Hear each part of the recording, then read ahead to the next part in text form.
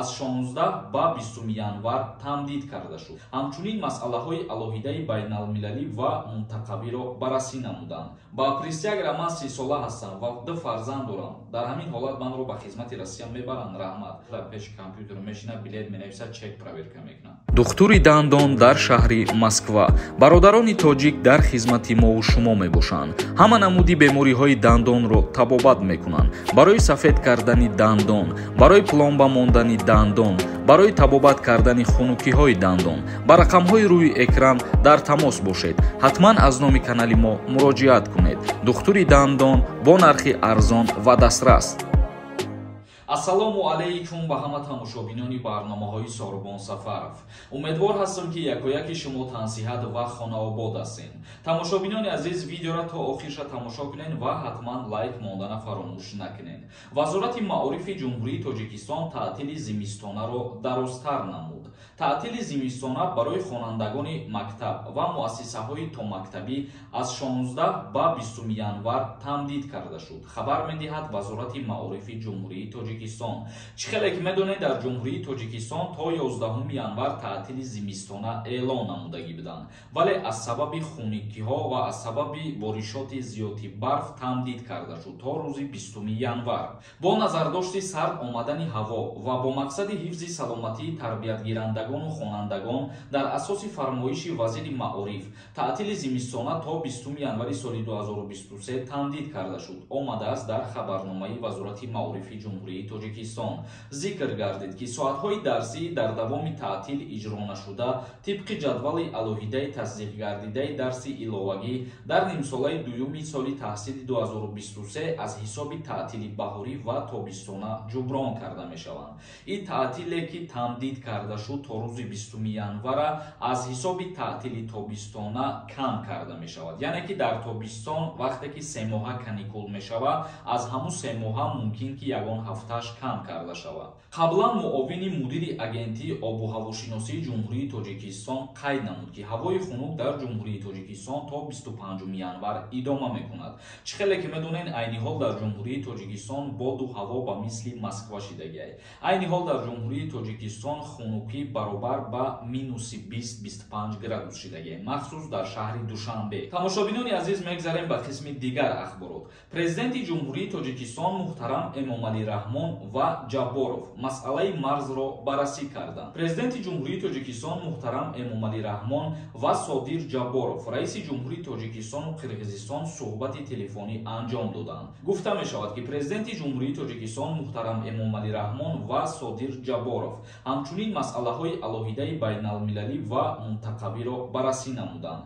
қобили зикр аст ки Тоҷикистону Қирғизистон беш аз 980 километр марзи муштарак доранд ки садҳо километри он ҳанӯз мушаххасу аломатгузорӣ нашудааст. умед дорем ки баъди суҳбати телефонӣ боз ҳам байни ин ду кишвар рафту омад зиёд мешавад ва сулҳу оромӣ субот мешавад. ва мо низ ҳамеша дуогӯ ҳастем ки дар ватани азизи мо ҳамеша тинҷиву оромӣ, сулҳу субот, осоишта бошад.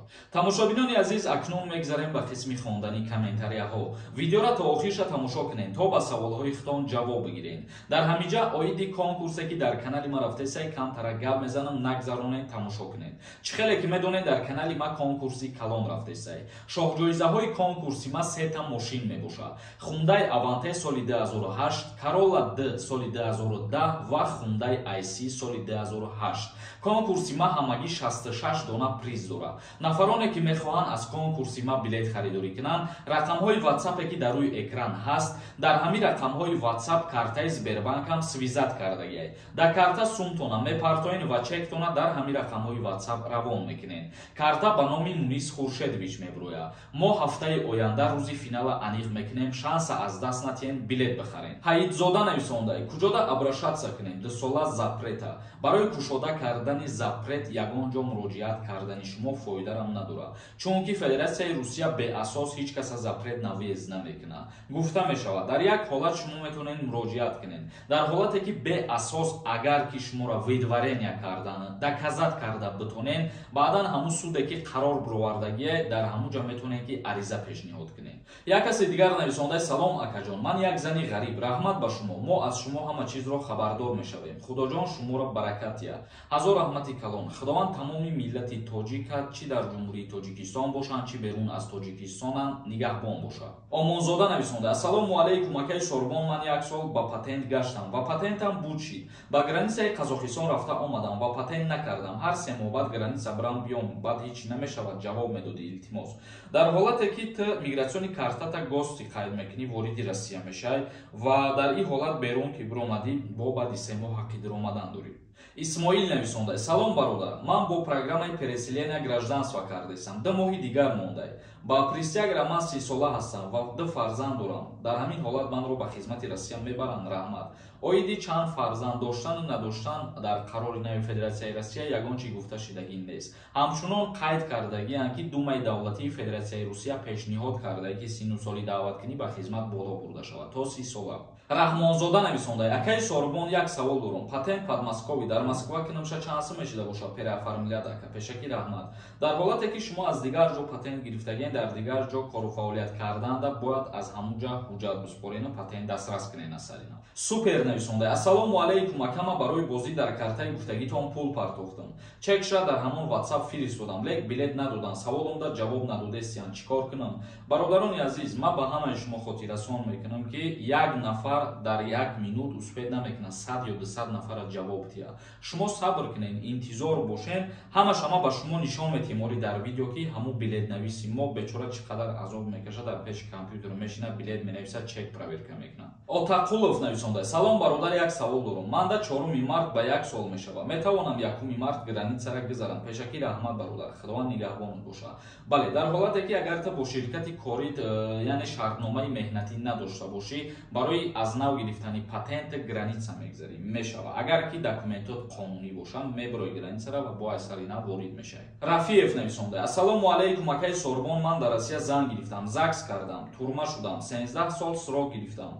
ба қарибӣ мебароям. Занам духтарам гражданини РФ аст. маро депорт мекунанд, чикор кунам? Дар ҳолате ки шаҳрванди хориҷӣ дар Федератсияи Русия ҷиноят содир мекунад, доғи судӣ мегирад, ӯра депортатсия намекунанд. бародари азиз. Samsung нависонда: салом ака, чанд бор нависам, ҷавоб надодем. Ба Тоҷикистон равем, якуни моҳ гардем. Патент месӯза агар платит карда бошӣ. агар ки предоплата споридагӣ бошӣ, патенти шумо аннулировад намешавад. Муҳаммад нависонда: салом акаи Сорбон, бори дуюм бор менависам. ака агар регистратсия кунед, чӣ хел баъд фаҳмем ки дар база ҳаст ё ин ки не? ҳамун посреднике ки регистратсияи шуморо тайёр мекунад, ҳамура муроҷиат кунед. бигӯед ки регистратсияра биги нишон бите ки дар база ҳаста ё ин ки не. Суҳроб нависонда: салом алайкум, беҳтарин рубл барои мардуми ғариб. бале, вақте ки рубл боло меравад дар ҷумҳурии Тоҷикистон, ин як иқдоми беҳтарин барои мардуми муҳоҷир мебошад. Нарзулло нависонда: акаҷон, срочни якта юрист дар кор шудаед дар Москва. Срочни яка. мутаассифона ман ягон связ надорам, ягон одамам надорам дар Федератсияи Русия. аз ҳама кори хубаш метавонем ки ба коркунои консулгарии ҷумҳурии Тоҷикистон дар Федератсияи Россия муроҷиат кунем ё ки ба сафоратхона муроҷиат кунем. Али нависонда: акаи Сорбон гуфтанд ки дар банкҳои Русия рублро бо сомонӣ иваз мекунанд. мутаассифона оиди иш ма ягон информатсия надорам ва рӯзои наздик аниқ мекунам.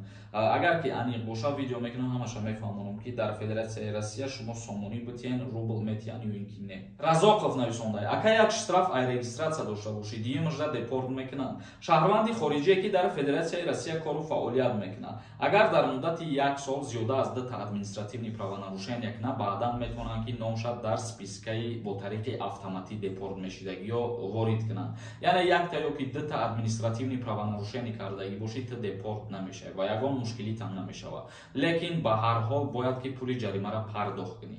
тамошобинони азиз, ба ҳамин видеои имрӯзара ҷамъбаст мекунем то барномаҳои оянда. худованд ҳамаи мо шуморо нигаҳбон бошад.